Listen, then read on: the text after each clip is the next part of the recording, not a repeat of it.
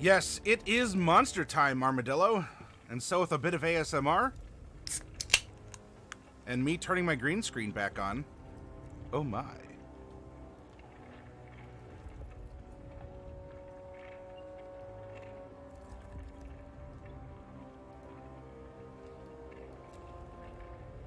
There we go. All right. What I would like to do, well, two things. One, I have been in collaboration with Pete and Jeremy over at DnD Time. And I have been absolutely enjoying working with those two mad lads over there. And, you know, Blood Deuce, if you're still here, if any of you have played over on D&D Time, please, you're welcome to share testimonials and fun content that you have that you've gone through. In fact, I even get to play with them on occasion on Friday nights. For any of you who have ever been a permanent DM, a perma-DM, lifelong DM, you suffer the DM curse, sign up to play with them on Friday. Especially new players get prioritized. And every Friday, they run 3 groups of 4 people, sometimes 5. 3 groups of 4 people through a one-shot adventure. So 12 people per Friday. It's great stuff. Now, signups are currently closed because Jeremy's going to be calculating who's running in which game. If not tonight, then it'll be announced tomorrow for Friday. When it opens back up, yep, they're open Friday through Wednesday. When it opens back up on Friday, sign up. You put your Twitch name, your Discord name, and you sign up to play. And they have an awesome time in Roll20. It's not complicated. New players are always welcome. And even if you're a longtime player, give yourself a break. Have a fun one-shot.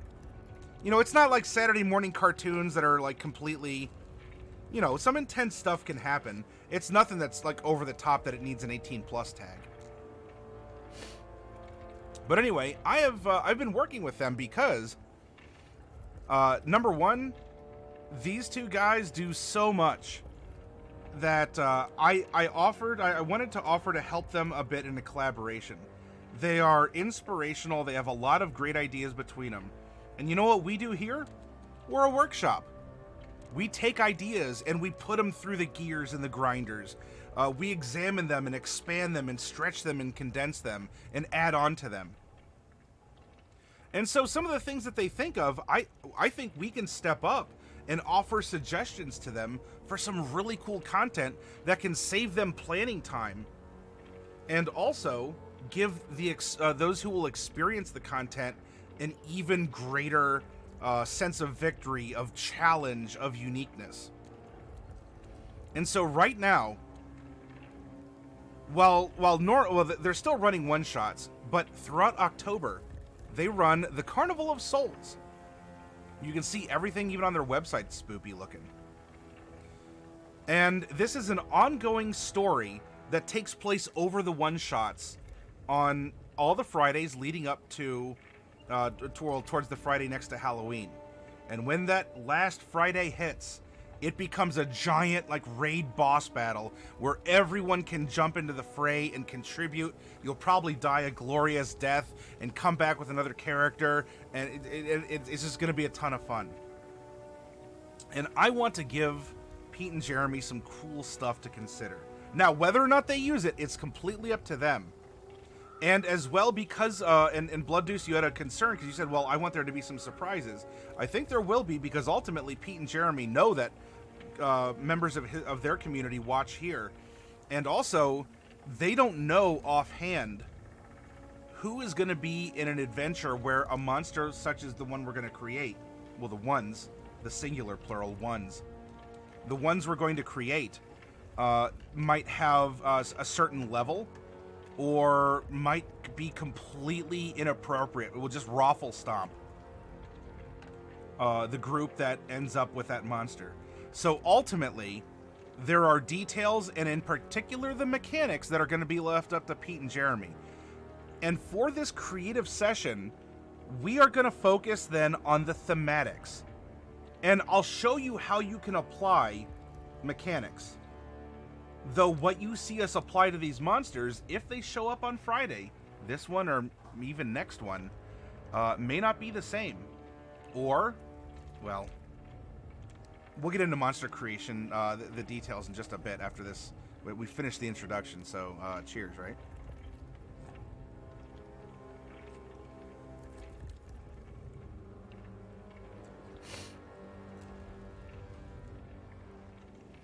Thank you for sharing your creations, XCat.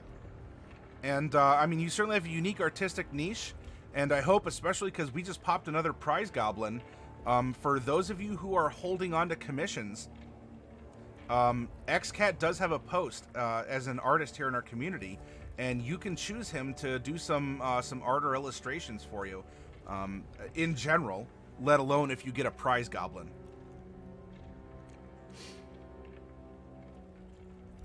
All right, so we have this concept. We have Halloween, the Carnival of Souls. Spooky stuff is happening in the Lands of DnD Time.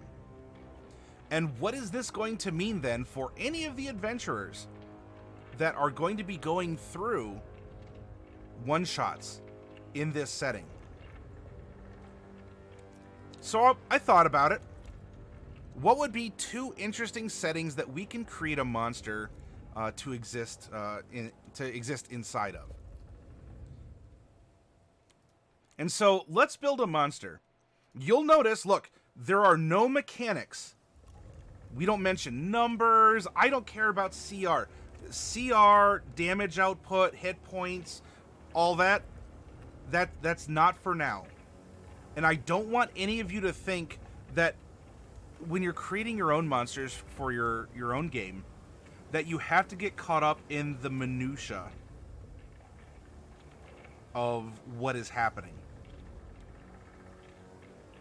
That you shouldn't let the math make your eyes go googly, and you just say, whatever, I can't even think. I'm just gonna run a goblin.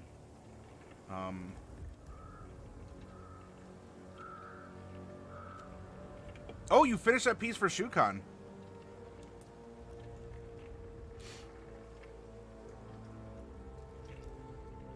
I don't know what a Shadowfell Neo or a Matrix Neo is, XCat. Yeah, and Tesla, there are ways that you can adjust a monster's stats. Now, for tonight we're not going to worry about the math. What I want to sit down with you all with our remaining time tonight, after our mini raffle we had. Oh, all right, I thought you might have been referencing something else.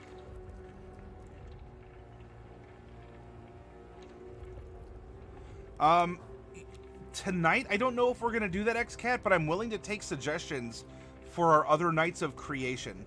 As there's 2 prompts that I would like to make sure would have a greater chance of showing up in the Carnival of Souls, in particular for this kind of a fun working together / crossover workshop with Pete and Jeremy's D&D Time.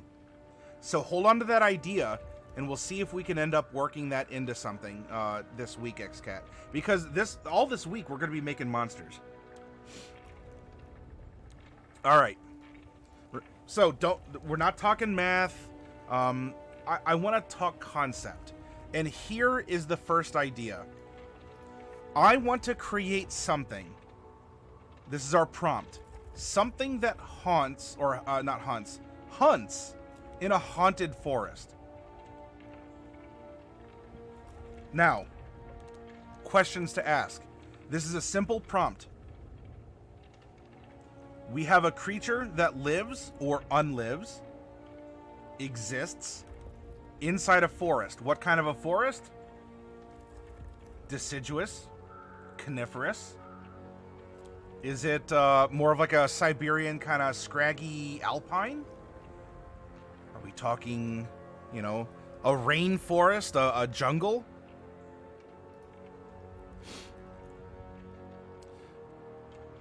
With the description so far of the Carnival of Souls, We are most likely looking at a deciduous forest because much of the imagery that Pete and Jeremy have been putting out there has been, you know, the leaves have fallen off the trees.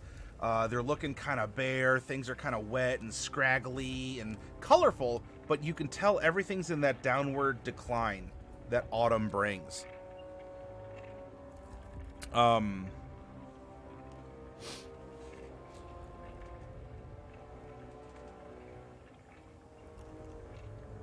Actual cannibal Shia LaBeouf. I like that. I have that stat block around somewhere, XCat. Now, I want to talk with you all then. Let's make something that hunts in a haunted forest. What are some notes? Deciduous forest. Is that all? There's probably something else. If this is, what about something like, you know, forests need a steady supply of water, and we can have maybe a lake or some streams, although many forests end up getting their water from rainfall, and rainfall can be hampered by mountains. Though I don't know if mountains are necessarily. I'm going off of what I remember from the Lands of DnD Time that exist, without getting too cold into the Big Rock Candy Mountains here. Maybe we have some foothills. So these are forested foothills with mountains off in the distance, but the mountains are kind of like clogging up the clouds that then get cold, and rain falls on the forest as the primary source of water. So deciduous forest, foothills, small streams, but no major bodies of water.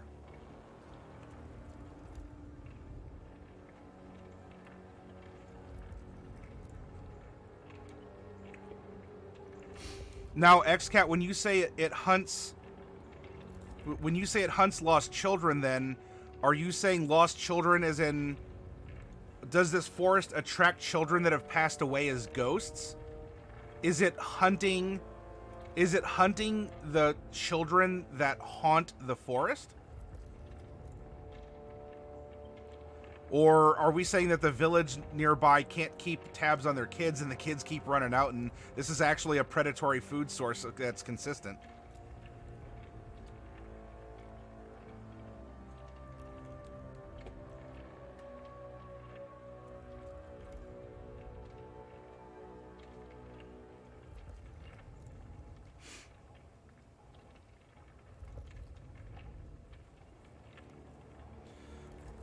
Well then, before we get to that, XCat, let's continue building the environment in which this thing exists.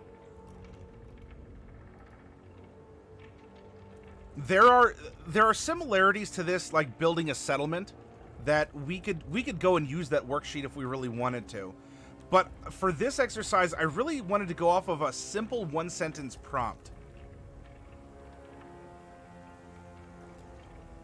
Zombies made of candy that hunt everyone eating normal candy. Well, I mean, that's tried and true Big Rock Candy Mountain, what Sugar Rush zombies that I think that they run.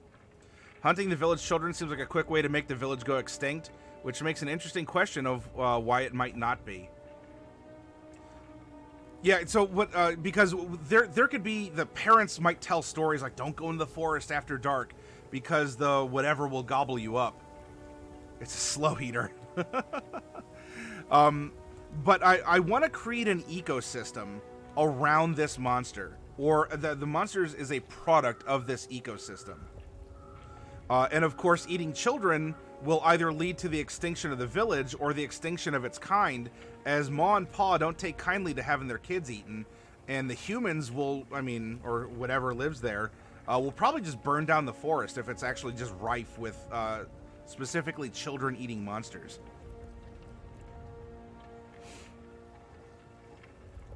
Ah, I see. The monster is the Joker and the forest is society. Tesla, that's so deep. That's so deep. James, it doesn't have to be completely original. What if we come up with a big spider, but it's our big spider? It does something different. I'm fine with that. But this thing is going to be a part of an ecosystem, and in particular, this is a haunted forest. Something else to ask, what makes the forest haunted?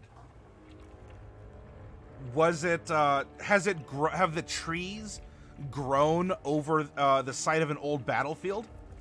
And so the trees actually, you know, by tapping their roots into the bones and corpses of fallen soldiers, have they actually taken on a haunting sentience of their own?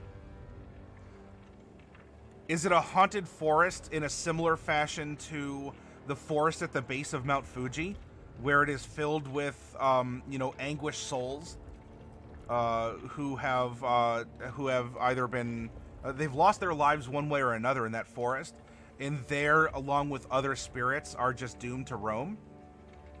Do physical undead actually lurk?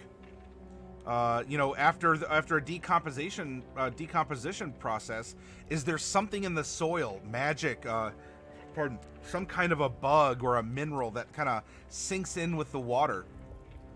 And skeletons might roam the forest. And the skeletons don't even have to be the monster. What if this thing eats the skeletons?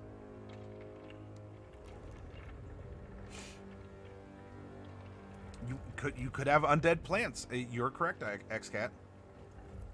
This is my large spider, and there are many spiders like it, but this one is mine. That is correct, Daly. We're going to make our own big spiders.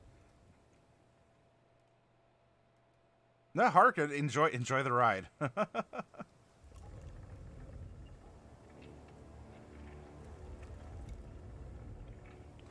Giant immortal centipedes that infest living animals.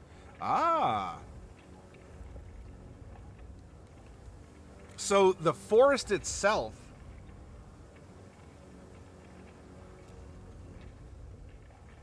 people think the forest is haunted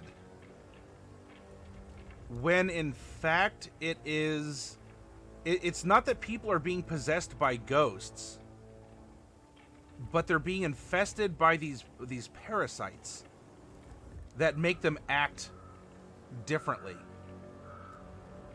And so people just think that ghosts or some other sort of control from beyond the grave. That could be really cool, Age of Tesla.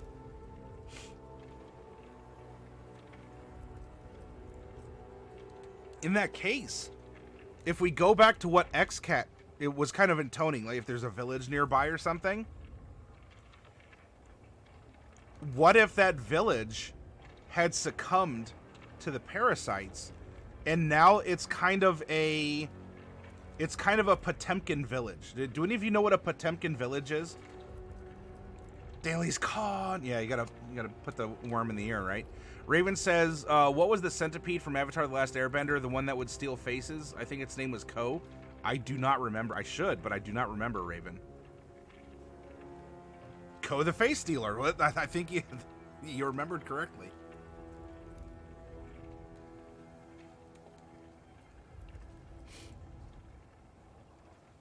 And so, actually, in this case, what if the monster is this parasite? And so we're kind of giving Pete and Jeremy a one-shot of Resident Evil 4.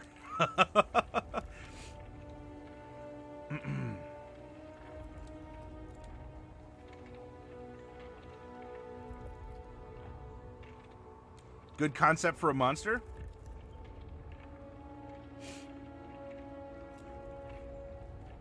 So in this case, what if the infested villagers then, they're living out their lives. They're living out their lives, but, you know, so they actually, I'm liking this. I'm really liking this, because you know what? This can cause a moral quandary. And Blood Deuce, if you're out there, as an experienced veteran of D&D time, I wonder what you might think would happen with a moral quandary such as this. All right, so we have a deciduous forest, foothills, small streams, but no major bodies of water. Now, what it eats. I mean, it can eat people. Though, what if there's a scene where, you know, they go out and there's a couple kids that are playing in the woods, you know, like making play, like, yeah, ha ha ha, I'll get you, and they hear like an animal also running, and then like they hear the, you know, the animal being brought down and the children giggling and everything, and as the party approaches, they just see that the kids, like, the faces have opened up and are just like gouging flesh from the boar or whatever they ended up catching.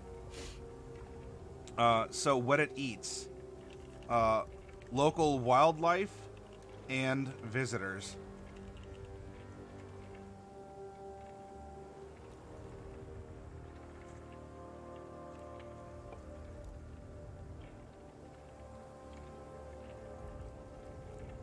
Yeah, Blood Deuce.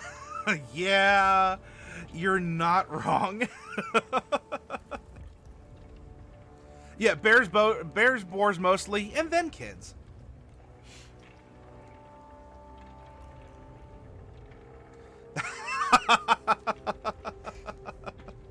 Here, let's check real quick, Blood Deuce.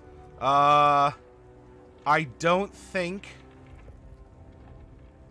I do not see Switch in chat, so I think you're safe. I think you're safe.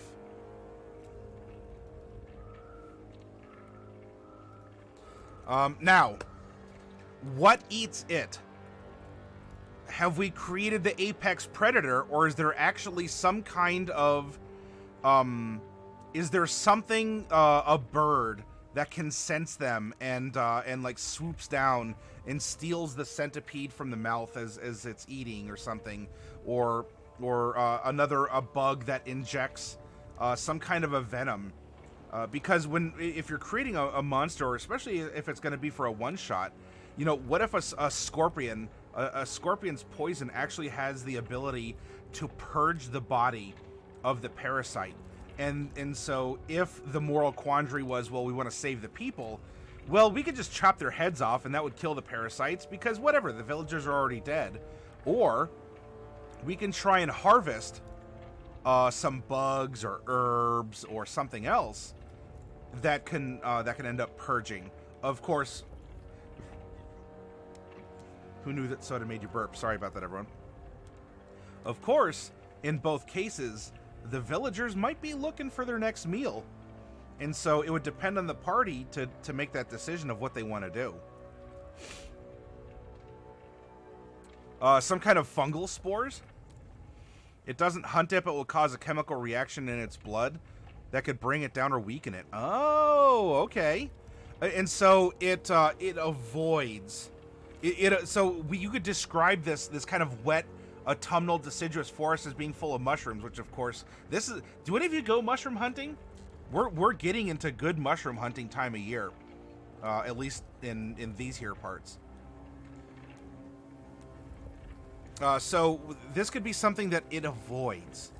A certain mushroom whose spores weaken or can even kill / drive out the parasite.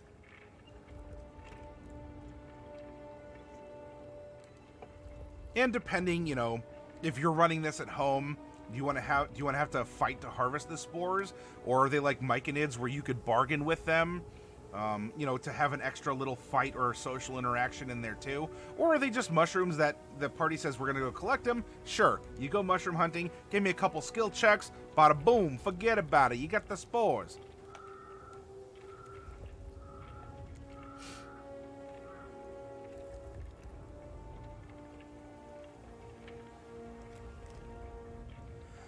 Now, so it's avoiding the mushrooms, though. Is there something else that eats it? So, for example, we say that there's a haunted forest. Do zombies or undead? Undead might not care, and maybe the parasites can't live in undead.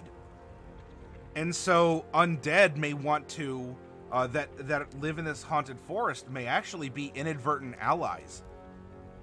And also, as a fun little side, if there's a custom undead race in D&D Time, and in the off chance that one of the players of the adventure that might have this monster is undead, then perhaps that can have an influence on the fight. Cordyceps if you want. Oh yeah, the thing that makes zombie ants.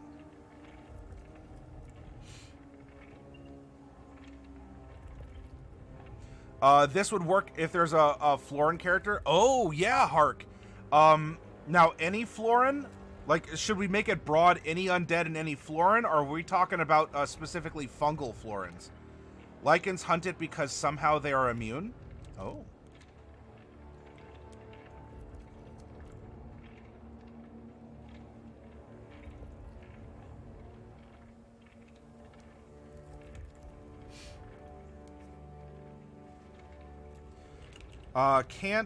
So here were some strengths, weaknesses. Can't infect. So here, let's keep it broad. Can't infect undead or undead plants or constructs.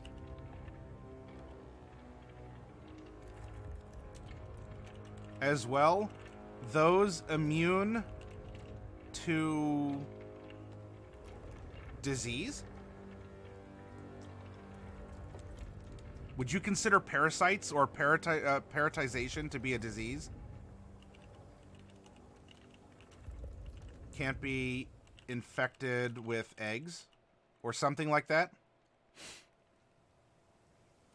Well, think of this in the context of a paladin's ability. Of a paladin's ability to reject disease because of their sacred body.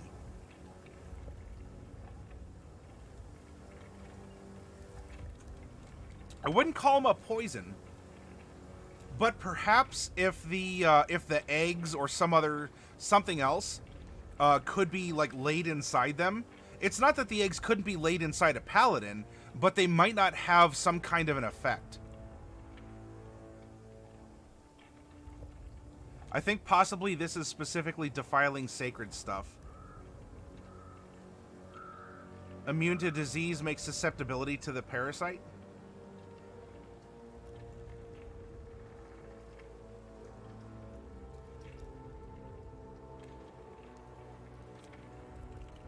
We'll add oozes, James. You got me. Immune to disease makes susceptibility to... So, wait, a paladin would actually be...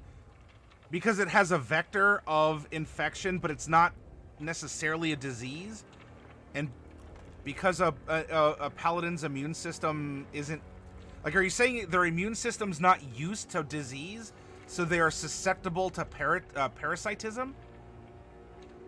Now, part of this, we want to keep things kind of simple, too. I mean, we could get into the minutia all night long about this.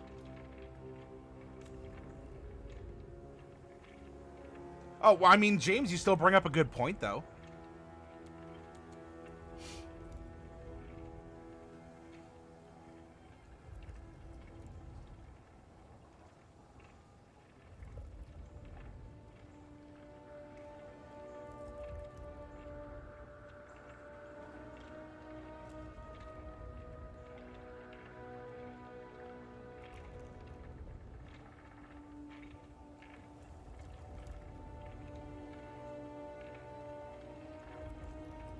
So if we have something like this, maybe they can infect beasts or other animals.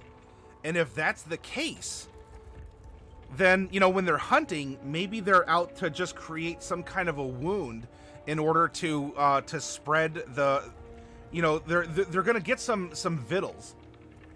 But then whatever is placed inside kind of heals over and it makes this creature look a very... I mean, you might be kind of creepy, like, I don't know, they have shiny eyes in the dark or something like that, but this way it's not just humanoids or something. Pardon.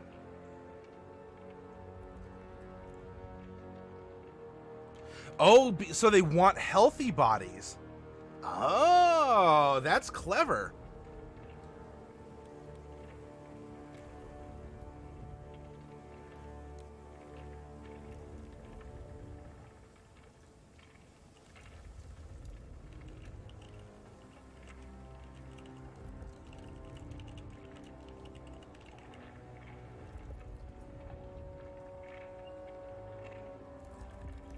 Gotcha. Yeah, so they want really healthy.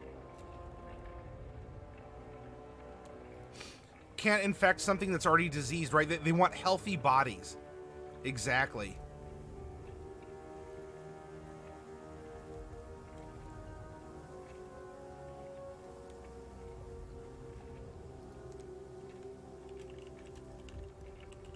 Won't infect diseased creatures unless as a last resort.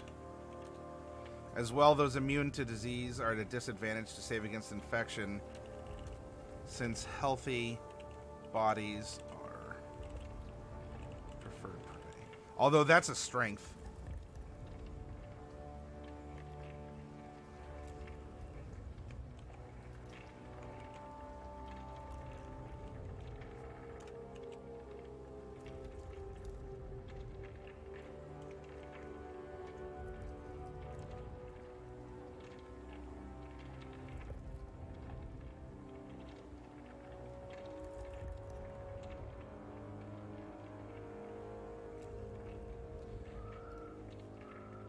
All right. Still, what eats this thing?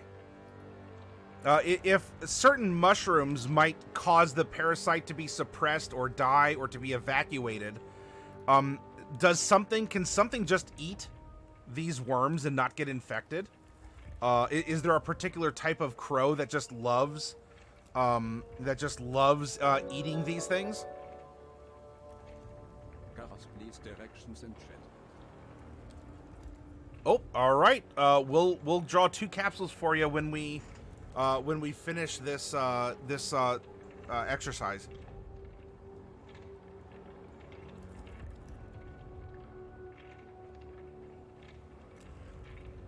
Would werewolves be unaffected? Well, as they have an uncanny body, that actually might be a preferred target. And if it's a haunted forest, what if this is a werewolf forest? And so we actually have a kind of a parasite, the 2 parasites, lycanthropes and these creatures that have been vying for continuation of their species from the same village, who's just been, it's a lumbering village or like a farming or something like that. First gotcha, go for 15 seconds, then stop. And then second one, go for 30 seconds and stop. Hard to do this when you have a delay. Okay, you're gonna have to give me just a little bit of time, Raven, because I want to finish this idea first. Werewolfism could be a curse. It could be, given to you through arcane means by punishment or a favor from a divine source. Could be a disease. Lycanthropy and vampirism could be treated like a disease as well.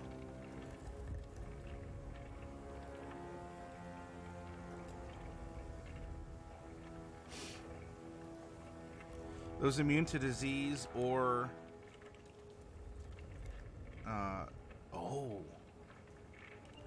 who have regenerative effects, including a body recently healed by curative magics. How about that? If you heal someone... because their body is super it bounces back quickly, people who have been healed become targets for these things. Well, insects parasitize them each other, Blood Deuce. So I don't think entothropes or bunny folk or others would be immune from those effects. Okay, Raven, I'll work with you, and you let me know if you need to go on a patrol or not.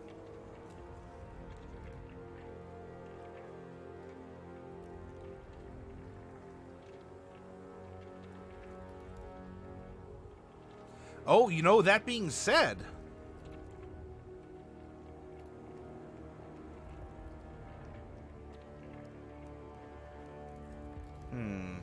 I wonder what that would work with what eats it.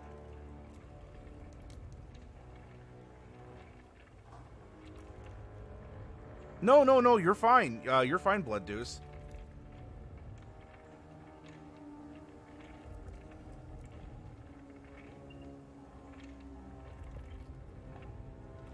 Then maybe shape changers, because they can shift their body to not give the parasites a, you know, a purchase of some kind. But I don't want to make this very... I don't want to make this too convoluted at the same time.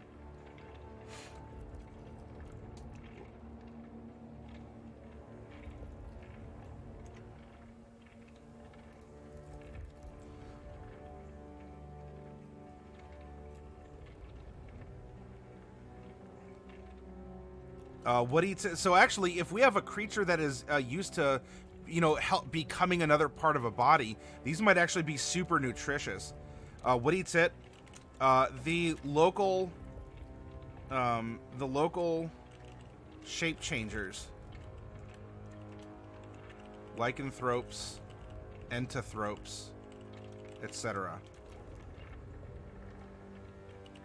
Favor these to eat, since they are full of nutrients for a body that is used to changing. And so this could explain the haunted forest. I mean, yeah, we could say that there's undead, and that could make an excellent red herring. I mean, if this is using a D&D time adventure, maybe they just say that, yeah, you see a couple skeletons kind of, whatever, hanging out by a tree. And they're like, oh, it's undead. We gotta go kill the skeletons. And the skeletons were just hanging out. Weren't even necessarily doing anything malicious. Maybe they could even be talked to. In D&D time, not all undead are like, undead, I'm gonna kill you. I'm a chaotic, evil, mindless, whatever. But we can say that they're haunted by shape changers, which are lycanthropes, entothropes, etc. For these to eat, since they're full of nutrients for a body, so they might be able to get allies. So in this case, the village probably isn't a village of lycanthropes or entothropes. But we're talking, you know, whatever, another humanoid establishment of some kind. Hill dwarves, wood elves, maybe some nimblefoot halflings. The froghemoth. I mean, yeah, there's things with iron stomachs that would probably just eat whatever. Though, of course, the froghemoth would eat the host, too, I think.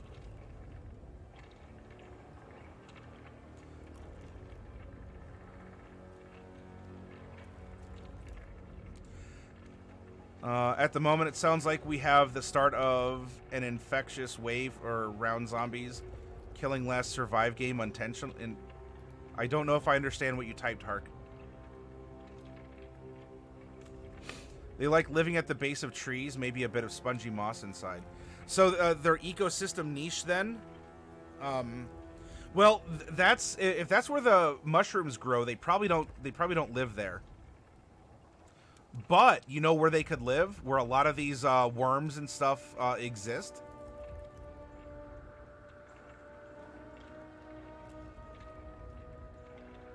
Yeah, well, yeah. I mean, especially in D&D time, Tesla. I mean, there could be some zombies just hanging out in the forest, and adventurers come up and you know, just like fire an arrow. The one kind of like looks down as this thing is pierced. Like, dude, what is your problem? And the other zombie just kind of looks over. Savages. I know, am I right? Were we like this when we were alive? Yeah, well, we didn't get this way to be for no reason. And the two zombies just go like ambling off into the woods. 'Cause what do they care about the worms? The worms leave them alone.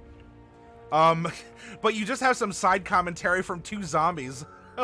Almost like a Waldorf and Statler, just calling the living people savages for wanting to lay into them, because they're just D&D time zombies.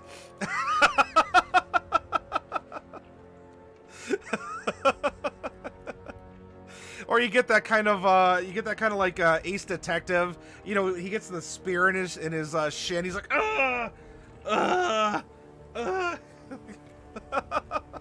That's a perfect red herring. And oh my goodness, not only does that fit in D&D Time for kind of the fun themes, this also works with the content that makes D&D Time D&D Time, as opposed to vanilla D&D at another tabletop. Like, it delves into the lore.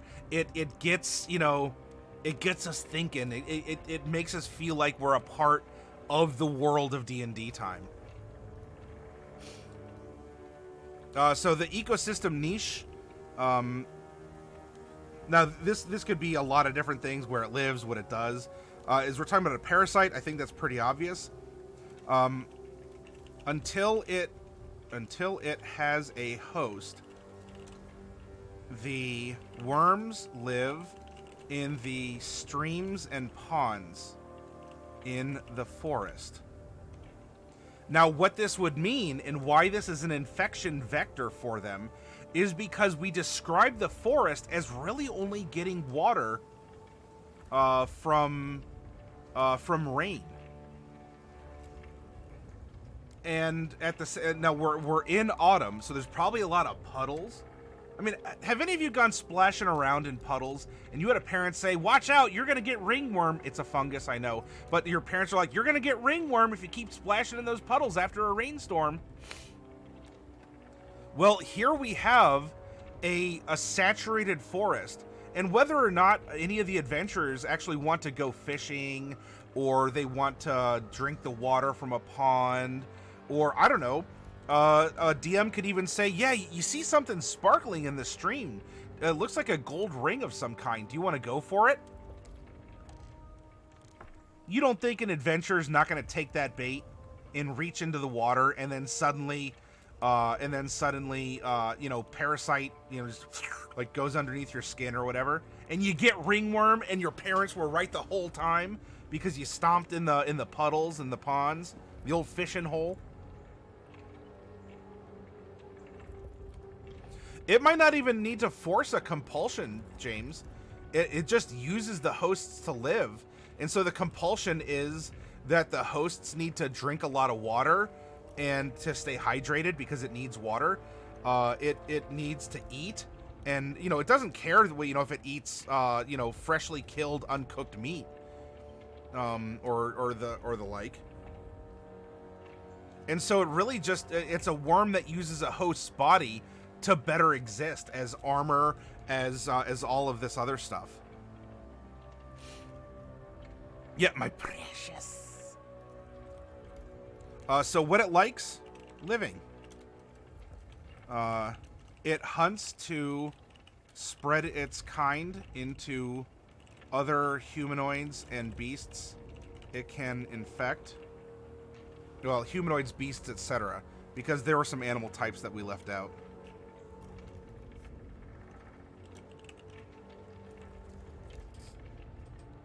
You know, could one of these things infect a fiend? Maybe. I don't see why couldn't a devil be infected by one of these? Be interesting. It hunts to spread its kind into other humanoids, beasts, etc.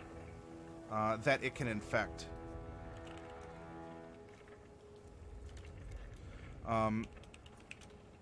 It's mildly duplicitous in coercing others apart to make infection easier.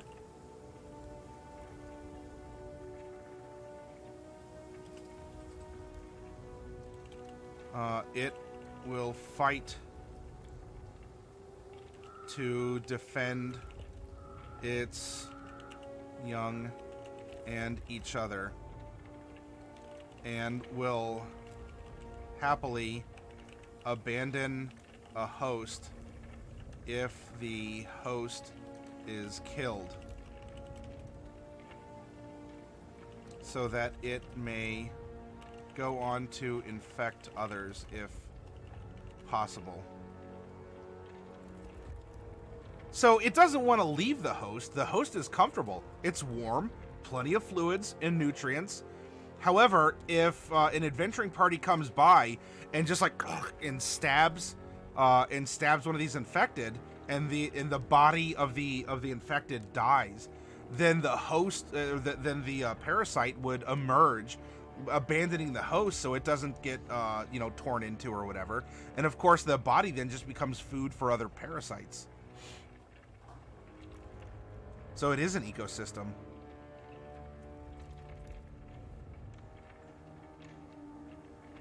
Oh, the story of Violator from Spawn, a demon that got infected. So even Fae, Fiends, and Celestials can get involved in this too. All right. Now, I'm not worried about the mechanics. I don't want to talk. I think it should have a +5 to none of that. I don't want damage dice. I don't want proficiencies. We're sticking with concepts. What kind... Hey, Big Sam. What kind of attacks should this creature have? Now, I will seed this by saying any attacks the host creature could make normally. So it could be a sword swing.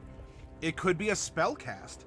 It could be if something is infecting a wild boar.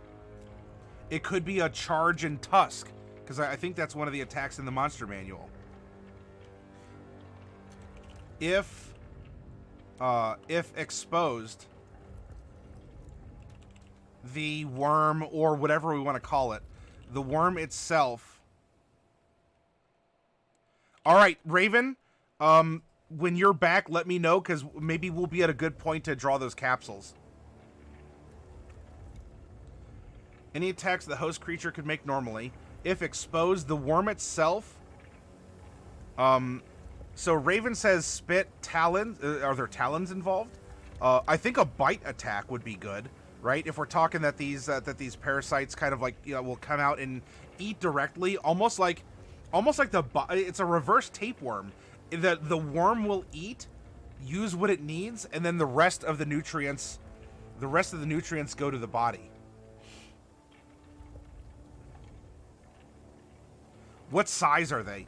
I think we're talking maybe small creatures. So I mean, we're not talking like minuscule little like boop. I'm a little brain bug. But have you ever wondered what it's like to have a halfling inside you piloting you like a fleshy mech unit? Hey, Orc, welcome. Then something like that I think would work.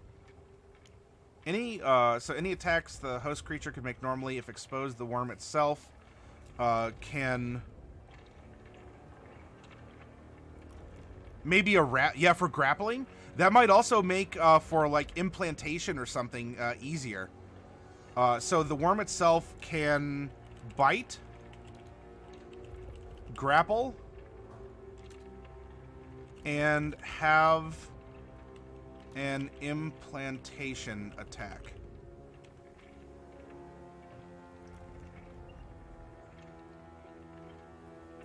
And for monsters who do something like that, there's a source. There's another monster called a Slaad, S-L-A-A-D, and so that could perhaps be used as a source. There's a lot of things here that could end up taking place. So any attacks the host creature could make normally, if exposed, the worm itself can bite, grapple, and have an implantation attack. So the worm is actually hang on, probably low AC,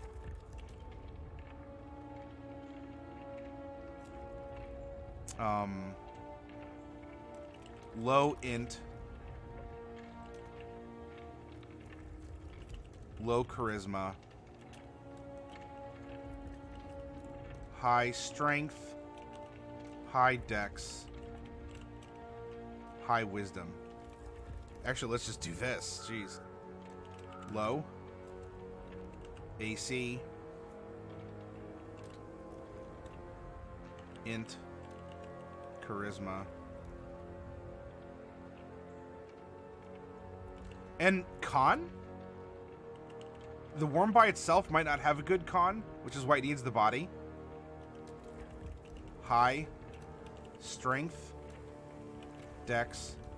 wisdom.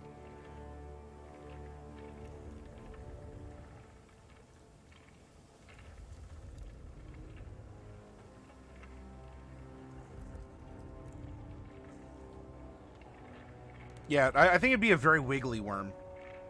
You had to get up early to shovel snow so that others could get out of the house. Yeah, it begins, Orc. It begins. Switch to mobile audio only at 50% battery. Gonna grab my charger while I'm out. Be back. Yeah, Raven, I should still be going at that time. So save your battery, and when you're back, I will pull your minis. So don't worry. Save your battery, and you just let me know when you're back, okay?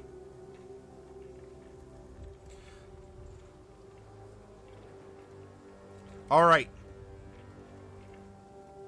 Now, if we're talking about, well, and of course, defenses, this is worm only.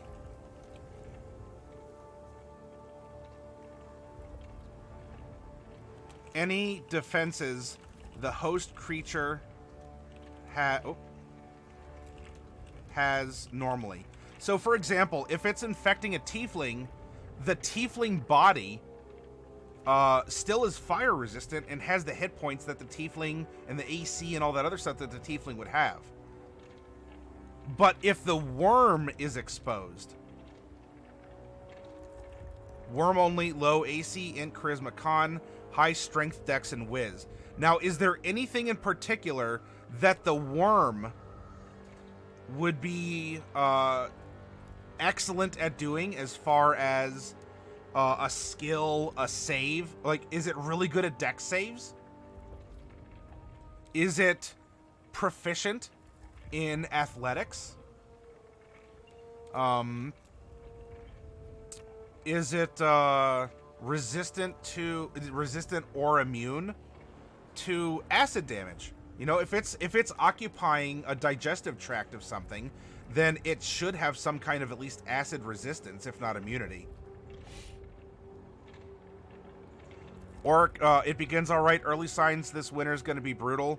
You've already had 4+ feet of snowfall. Oof.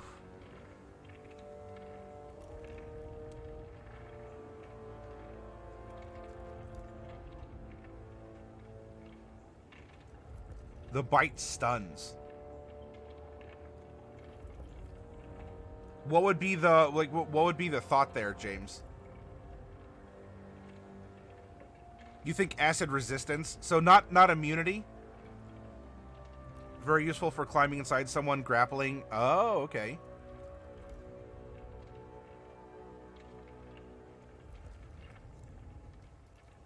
So what if it's does it stun all the time, or is it something along the lines of because its bite is its primary attack, bite crits on 18 to 20 and causes a save versus stun until start of next round, or until end.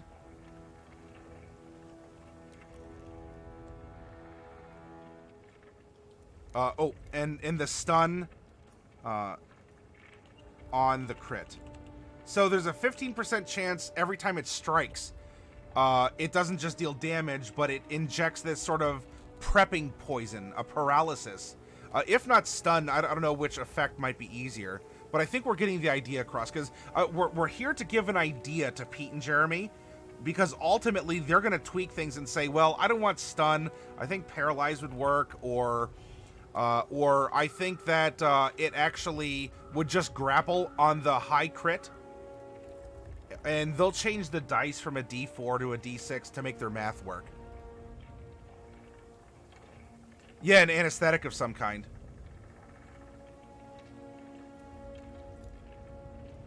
You almost like lifting, like a stunning strike? So it may not have ki, but I think we can reflect that as something circumstantial. Right? This thing lives to bite. That's its method of reproduction, of eating, of everything. And so it should be really proficient with its mouth.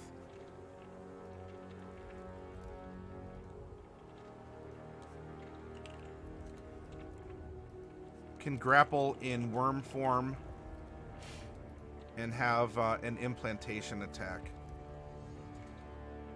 So defenses, any defenses the host creature has normally.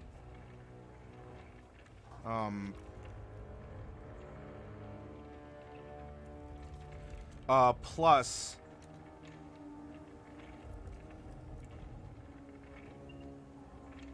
if it's still inside, I don't know if it would fight until it's exposed, or it could always, it could take an action if it wants to expose itself and go back in or something like that from the host body. So defenses, any defenses the host creature has normally. Worm only. Acid resistance. Oh, you know what? It probably has, the worm probably has high hit points.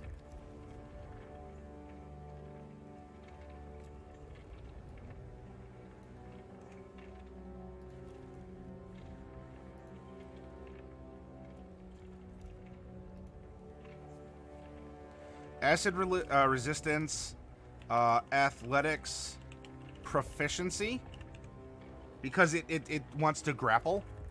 I think that would be appropriate. That way things, it's easier. We could even go athletics expertise if you really want to hold on to someone in a grapple.